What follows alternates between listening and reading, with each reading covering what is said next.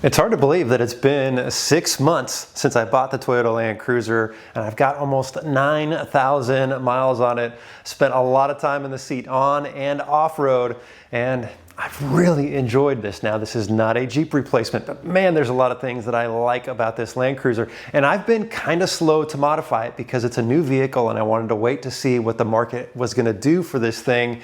And well, things have come a long ways in the last couple weeks, and I wanted to do an update today and show you some of the things that I've upgraded and also some of the things that I've decided I didn't like and I've changed out, and specifically tires we're going to talk about. But there's a lot going on here, and there's still quite a few things that I want to do, and so we'll talk about that as well. But before we dive in, I want to invite you to go check us out over at TrailRecon.com. We've got all kinds of gear and equipment over there to outfit your vehicle like this to get out and have an amazing adventure. So check us out over at TrailRecon.com. All right, let's start from the front. All right, let's start from the front of the vehicle, and Luna is all over the place right now. She's got a little bone to keep her occupied, and she's become quite the little garage dog. She likes hanging out in here with me, but she's probably going to be underfoot and chewing on me a lot.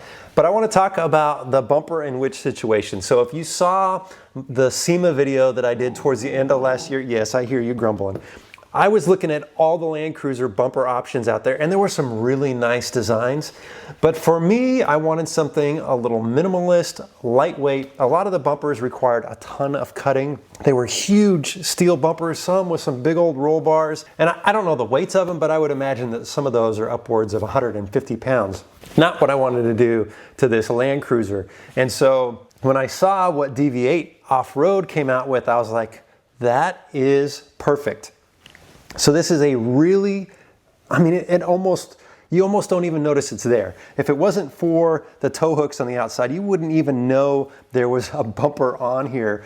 The installation of this was super easy. There's very little cutting you have to do, and everything just fits so nice. It almost looks like it could be from factory. Now, I did put a Warn winch back there, and one thing that I was concerned about was being able to access the winch. And there's these small little holes here, and you can get in there and reach the clutch and make do. It's a little tight. It's not ideal, right? On the Jeep, it's right on top of the bumper and everything's easy to access. Here, you have to kind of flail with things a little bit. Now, they did design a little opening here where you could put an LED light, and I was going to put the KC Flex Era 20-inch light bar that I had there, but the opening for this is just a little too narrow for that light to fit in there. So I'm going to customize something that'll probably come up here in front of the grill. Still maintain all the sensors, front-facing camera. This is really perfect for what I was thinking I wanted on this Land Cruiser.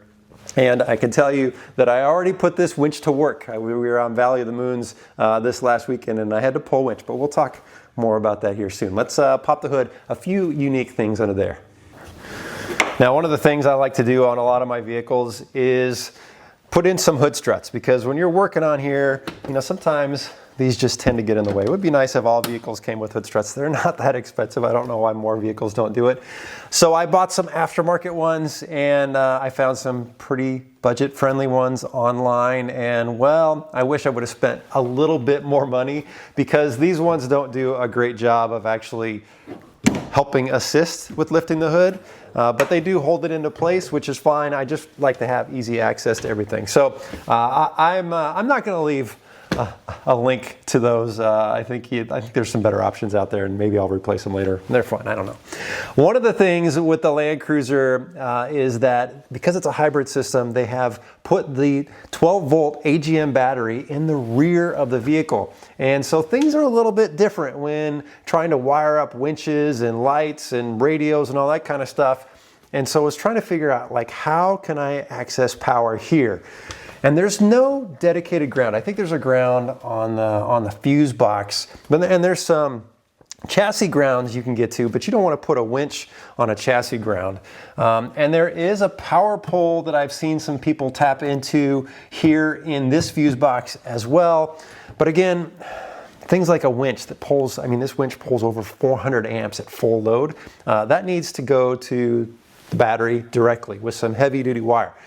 And so I was trying to figure that out, and then I got a call from the guys at KC, and they are getting ready to do some really cool, innovative stuff this year, not just light focused. And we'll be talking more about that here soon. But what I have here is one of their prototype relocation kits for the power system. That's not really a relocation kit, but basically what it does, it uses some heavy duty gauge wire, cleanly routes it through the rear tire tub using these really clean glands all the way up here, and then they've created a bracket that just fits right in with a couple power poles, and they've got some nice little grommets here where the wires can come through. So this helps big time with the solution I was trying to figure out, which is how am I going to actually just wire things up without running all these wires to the rear. Now, I did buy a Switch Pro, which I'm gonna figure out where to install here shortly, and I will pull power right off of that, which is gonna be nice. I could do the Switch Pro inside, I could do it in the rear. It just makes more sense to do it here because the radio is gonna come from the cab right here, winch, lights, all the things, especially some of the cool stuff we're going to be doing. It's going to be easier to have it here. That way I don't have to worry about drilling holes through the roof and all kinds of stuff to get power to the rear. This is just, it just makes more sense. So this is a great solution. I don't think this is available yet. I think it's going to be coming soon, but they did say I could talk about it. So that's pretty cool. One other thing I'm going to do in here is I'm going to put some lights. You can see, I don't know if you can tell, but it's a little dark in here. I like having a couple of lights. So Casey already has, in fact, I think I have it sitting right here, their little Cyclone accessory kit, and so I'm going to install that, and they actually included a hole in here which is for the switch to turn on and off. So that's pretty cool that they were thinking ahead. So I'm going to install those lights. Otherwise, engine-wise, I've been really happy with the performance. I just got my first oil change just a little while ago. Interesting, they didn't have any air filters for a Land Cruiser. They had never stocked them before, and so I had to wait like a week and a half, and they got some air filters in, and now I'm going to carry an extra because, you know, when you're off-roading a lot, you should carry an extra air filter. But I've been really happy with the performance of this. On-road, off-road, all the power, all the torque. Fuel economy it's good. It's good. I'm not mad about it. It actually seems to have gotten better over time. So, all right, let's talk about what I've done underneath. All right, a lot of exciting changes happening down here with suspension, wheels, and tires. One of my biggest complaints with the Land Cruiser bone stock was just didn't have the rear end clearance, and we needed a way to lift this up. And the good guys over at Camberg had been working on a kit for this and partnered with King, and we've come up with a great setup here. So what we have is I have the Camberg upper control arm, and I have the rear upper and lower trailing arms, and then we have King shocks front and rear, which have adjustable reservoirs. I think it's 20 points of adjustment, and then we've also got some King sway bar end links front and rear. And so it's just, oh man, I can tell you guys, this thing rides like a dream on road and off road. I'm very happy with it. Plus we are up off the ground much more. So I think we gained about 2.5 inches of clearance in the front, and I did put a spring spacer in the rear. We're going to upgrade those springs here in a bit, but just to level it out, I put a 1-inch spacer in the rear. Now, the coilovers here are fully adjustable. So the King coilover, we have it completely bottomed out. Well, not completely, but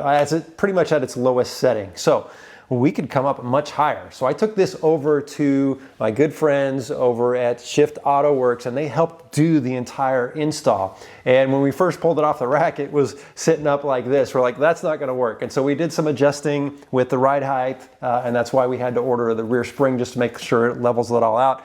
But we could go much taller. We could probably go another inch or so taller in the front, and then once somebody like Ibach or somebody comes out with some good springs, we could swap out the springs and go a little bit bigger. However, I don't think I'm going to do that. I'm really happy with where it sits right now, because I only need it to clear these tires. Now, I have played around with tires quite a bit. It came with 20-inch wheels and those street tires, which were just under, I think, a 32-inch tire, which was, you know, it was fine for on-road, which was interesting though. When I had those on, I wasn't getting very good fuel economy. And over time, it seems like that fuel economy has gotten better and better. It was one of the biggest complaints I had, honestly, about the Land Cruiser when I first got it, was the fuel economy wasn't great. But I've gone through a couple sets of tires. I had these on here for a little while. interesting when I put these on. I was getting like 13 to 15 miles per gallon, but I wanted to go bigger. And so once we put the lift kit on, I put some 35-inch tires on here, and boy, that caused a lot of problems. So I want to talk about that a little bit. Yes, you can run 35s on here. They fit just fine. I had to do a little bit of removing some plastic pieces, some bracketry and stuff under there to keep things cleared, but they fit under here just fine. However, and I should mention, they looked great, by the way. I think the stance with 35s looks awesome. However, there is no re-gear available, to my knowledge, for the Land Cruiser, and man, it really made this thing feel sluggish. And so there was a couple things already going on in my head. I was like, man, we just dropped fuel economy again with the 35s. Now it feels really sluggish on acceleration. I'm sure there was some braking performance loss as well. I didn't really notice it, but I guarantee if we would have done like a measurement, there probably is there. And the other challenge for me is a 35 doesn't fit in the spare tire location underneath in the rear. So I was putting it in the back in the goose gear system, but that was temporary. I needed to figure something out. And so I was gonna order a rear tire carrier. And I started to look at rear tire carriers, and there's some really good ones out there. Rig makes a great one, Wilco Off-Road makes a good one, but they're heavy, guys. I mean, they're 70 plus pounds for those, plus the weight of the tire back there. And now it sticks out even further. So now I've got this extra length on the vehicle, which would have made it hard to park in the garage. I would fit here, but I'd be much closer to the wall. Departure angle would be an issue. So I was looking around and I was playing around with things, and I actually ordered one that I'm not gonna talk about, but I put it on, and it was smaller and a little more budget friendly, and I really did not like the way it looked. It rattled. And so I was just like, what am I doing here? What am I trying to achieve with 35-inch tires? Extra ground clearance, yes. Better traction on the trail, yes. But if I'm gonna go get after it on something, I'm gonna take the Jeep. I'm not gonna take this. This is for fun day and weekend trips and easy to moderate trails and not getting crazy. And I think 33s are gonna do just that. And so I've gone back down to these 33-inch tires, and we were out on Valley of the Moons Trail, which I didn't film. I was taking some pictures, but I didn't do any filming while I was out there. But that's a hard trail. And definitely putting the Land Cruiser through its paces in this format was fun. It was nice to see what it could and couldn't do. And I was able to get through almost everything flawlessly. I was scratching and banging, but you scratch and bang in a Jeep. But there's one little section where there's a pretty good steep little waterfall climb, and I just couldn't get over it. And I actually got a little stuck, and I had to pull a winch, and so thankfully I had the winch installed. But otherwise, through the rest of the trail, it was fine. Now, we're going to take this out and do some real testing, and I will show you how it all performs, but I just wanted to do that little shakedown run just to see if I was happy with this setup, and now I think I am. So, more to come on this wheel, tire, and suspension, and doing a little more performance. But a huge thanks to guys over at Shift Auto Works for helping me get this thing dialed in, and a huge thanks to Camberg and King for helping support this build project. All right. Let's talk about a few more things. All right, a few things that I've done out here on the side I think worth talking about, and something we're getting ready to do, which I can only tease a little bit about. So we'll start with A-pillar lights. So there's a couple people that have come out with some A-pillar brackets, but it required drilling into the side of the A-pillar, and I wasn't interested in doing that. And I actually saw something on one of the forums out there where somebody had come up with this kind of a do-it-yourself kit, and this is a Ford F-150 light bar mount, and just drilled a little hole in the plastic, put a spacer washer in there to kind of clamp things down, and this is perfectly secured. So I've got the KC Flex Aero 1s mounted up here, and I think it looks great. I think these lights look really good with the headlights because they're square. So that works out well. These are not hooked up yet because I am still trying to figure out what I'm going to do with the Switch Pro. So these are just for looks at the moment, but at least I've got a good mounting solution, and I'm happy with that. And we will be working on some more lights. So we're going to figure out that bumper light situation, and then we're going to be figuring out the roof rack situation. Now, I cannot talk a lot about this. If some of you know that I had a roof rack on there before, I was very unhappy with the way it looked, the wind noise, and so I took it off, went back to the standard bars that are up there. But we have a roof rack that's going to be going on here in the next weeks, that I'm telling you is unlike anything anybody else has in the market. I'm very, very excited about this and what we're going to be doing with the roof rack, without giving too much away here, is totally innovative, guys. I'm so stoked on this. So more to come on that, but there will be lights and solar and some really, really cool things on the roof. So I was hoping that we were going to have that today to talk about, but that's all right. That gives us something else to talk about here soon. Now, down below, I do have rock sliders.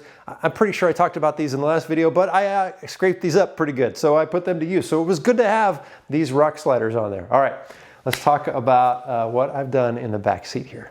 Okay, now a couple things in the rear that I really want to talk about, some really functional things. Now, we have the whole goose gear system in here, and you can go back in the video and see that. It's something I'm very happy with how it turned out. But one of the very cool things that Brian, the owner of Goose Gear, did when he was designing the drawer fridge was he put an access panel in the back of it, because there's some gap between where the fridge ends and where the back of the drawer is. And so he made an access panel to get in there, and then he pre-drilled holes that fit an ARB air compressor. So I've mounted the ARB air compressor there, and then I cut out some holes for the switch and the air hose connection. And the great thing is this time actually having that 12-volt battery in the rear is beneficial, because it's a short wire just from that air compressor to the back. So now I have onboard air, which I'm very happy with. It works out really good. It's a super clean design. And then the other thing is the guys over at Deviate Off-Road have come out with some MOLLE panels that go inside the rear back windows.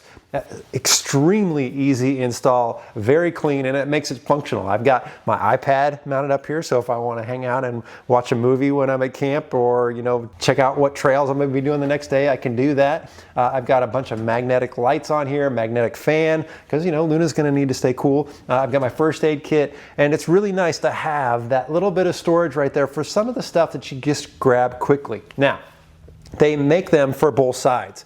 I only put it on the driver's side, because what I found was when I did those rear panels on my Jeep Wrangler a couple years back, while they were extremely functional, what I did notice was I'm oftentimes, when I'm backing out, I'm looking over my right shoulder out that rear window, and I like to keep that unobstructed. So I've only installed one of their MOLLE panels, but they are both available. If you don't mind that little bit of a blind spot, and you can still see through here because it's like a mesh. But if you need more storage to mount more stuff, you can put both of them in there. I only decided to put one in here, and I really, really like how it looks. Okay, let's talk about the interior. A few things up front that I've done that are pretty custom. All right, now I absolutely love the Land Cruiser interior. On long drives, man, this thing is so comfortable and so quiet.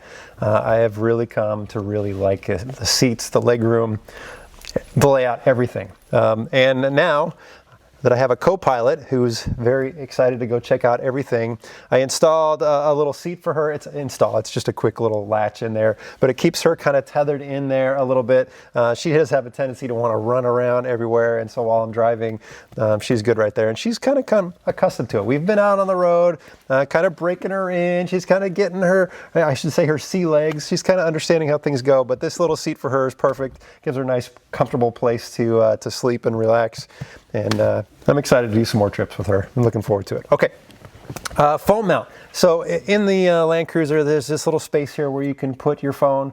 It's a nice little place, but there's no charger for it. And I like to be able to see my phone, especially when I'm doing navigation on the trail, because while Apple CarPlay on the big screen works well, sometimes you can have like a zoomed in, your Onyx zoomed in, and you can have one where it's zoomed out, and I just prefer that. And so this is a off-roam mount, I think it is, and it just kind of clamps right in there. And then I've got the 67 Designs phone holder right there. So that's where I put my phone. And then I've been working on a radio solution. And so right now I just have a handheld radio, and I have bolted in a little 20 millimeter ball mount down here and put a little 67 Designs arm on there. So right now I have comms, which I'm very happy about. I like how that sits, but I am going to install a ICOM faceplate radio that's going to go right here in this space, and I've kind of got it all figured out on how I'm going to mount it, where I'm going to put everything. But again, I'm just taking my time and thinking through this before I just get aggressive and start doing something and realize I want to change it later. So I think I have everything I need to get that radio installed, and that should be installed pretty soon. Otherwise, interior, not much else going on. I mean, obviously there's a lot going on in the rear, but up here, things are simple, and I'm pretty happy with it. Well, it's just about time for Luna's walk and afternoon nap, and so I think we're going to wrap it up there. But there's been a lot happening on the Land Cruiser, and I am so excited how it's come together. And I'm excited to take her out on a couple trips here soon. We've got a lot planned for 2025, both in the Land Cruiser and the Jeep, and even the van. And so I'm excited to see where we go together. She's going to be a good little co-pilot. All right, guys, if you got questions about the Land Cruiser, you got any comments for me, let me know down below. I'd love to hear it. Let's have a discussion about this build and how it's coming together. Until next time, safe travels.